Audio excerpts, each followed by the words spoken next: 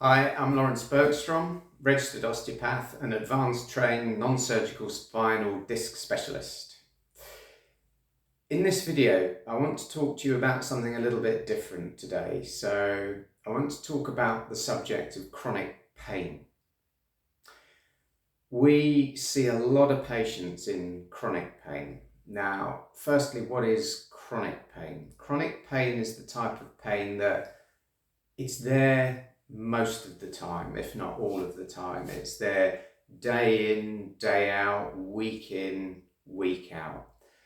And that's separate to acute pain. Now, acute pain is more of it's a short-term element to it, which medically is anything less than 6 weeks. Whereas chronic pain is a duration of 6 weeks and beyond. Now, acute pain, a simple example would be you jam your fingers in the door and you feel immediate pain.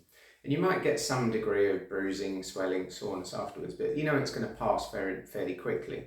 Now, as a consequence of that, we're aware of that. You know, if we burn our finger, it's very painful at the time, but we know it's going to get better quite quickly. So really cerebrally and intellectually, we can manage that quite easily. We think, okay, I've burnt my hand, but it'll get better soon.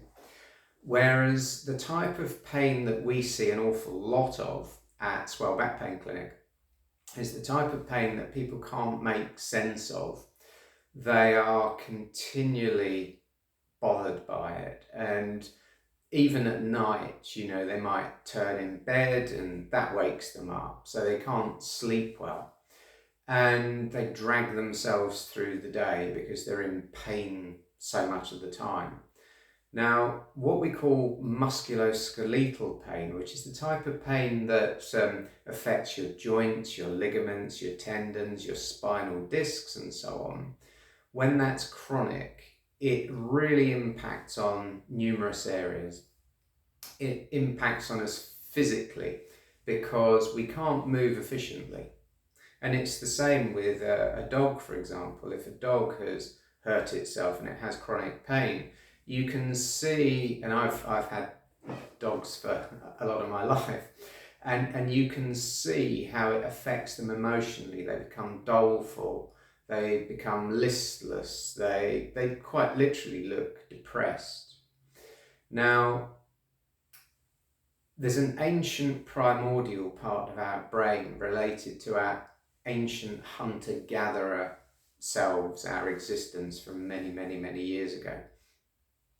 And that's very important to us because it's part really of our survival mechanism, our survival reflexes. So when we can't move efficiently, we can't defend ourselves, we can't protect, we can't provide, we can't dance, we can't make love, the activities that we enjoy suffer. And so we suffer. And then in turn, people closest to us suffer.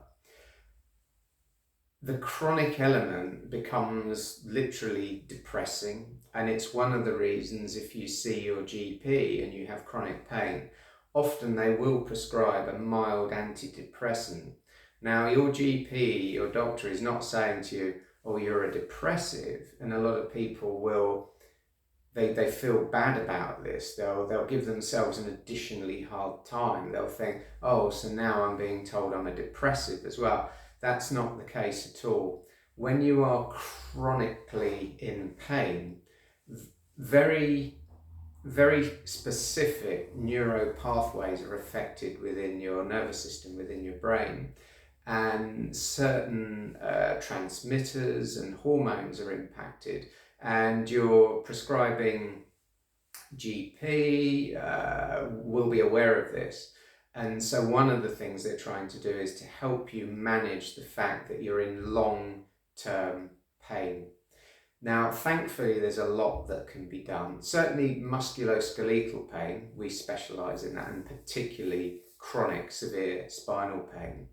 Now, the majority of patients that we see with chronic severe spinal pain, they are suffering at least some low-level depression. They may not need medication, but they're not their true selves, you know. And there are so many elements that chronic pain impact upon us emotionally, financially, socially. The list goes on. One of the things we see a lot with patients is how hard they are on themselves. They'll apologise for being in pain, and we're always very quick to say, please don't apologise for the fact that you're suffering severe pain at the moment. But it's natural for us to do it because the majority of us, when we have a high locus of control, that is to say, we want to get on with our lives, we want to do things, we want to achieve things, we want to be there and provide for other people and to do things for them. It comes very hard when we're injured and we feel like we're malingering, we're time wasting, that, you know, we don't want people to feel sorry for us. So, you know, when we are chronically injured, it can be hard to take. And then if you're a physical person by nature, and that doesn't necessarily mean sports, it could be that you love looking after your home, it could be that you love looking after your garden, you love taking the dog out for a walk, and those things stop and you're months down the line, weeks down the line, and none of those things you can do, then you bet you're going to have at least some form of low-level depression. And I'm very candid about this. I mean, I went through an 18-month period many years ago where I was completely housebound due to spinal injury. I was living downstairs in one room. I was having to try and wash at the kitchen sink. And you bet I went into a depression. I was depressed. Because I'd gone from elite level fit to completely disabled at that point. Now, as I look back on that, I learned so much through that journey, and how I was actually still so fortunate in so many ways.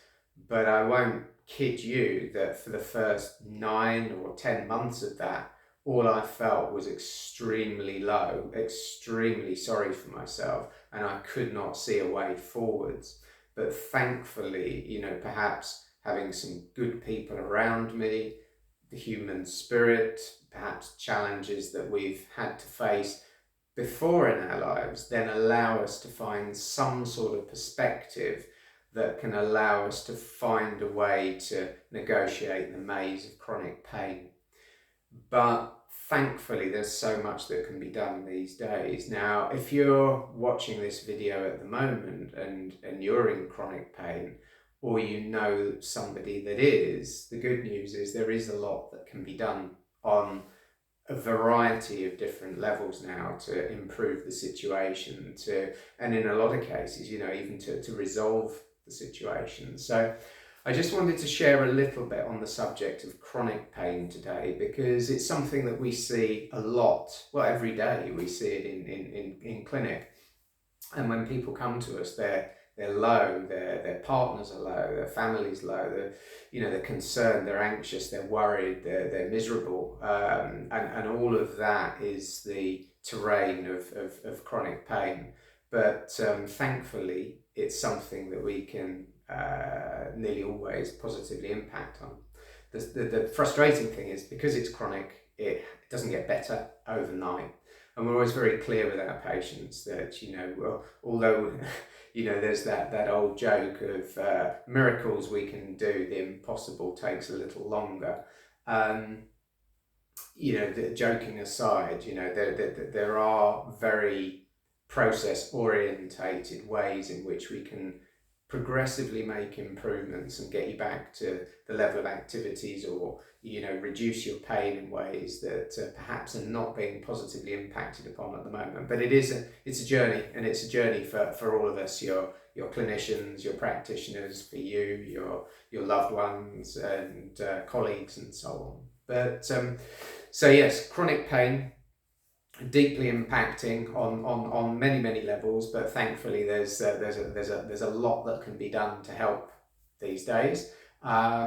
So hopefully this video has been of some use to you, and just you might be sat at home thinking, oh yeah, a lot of that rings bells with me, that rings true with me, because we do see a lot of patients apologising for the fact they're in pain, and often when we're in chronic pain, we tend to beat ourselves up even more. But it's a common response to chronic pain that we feel, oh, if only I could just pull myself together, and that doesn't quite work that way. There are three key stages really: tissue injury, inflammation, and sensitization. And if you have a significant injury, a lot of inflammation, a lot of sensitization, and the sensitization is predominantly the nervous system. It takes a while to reverse those processes, but often we can. Okay, thanks for watching.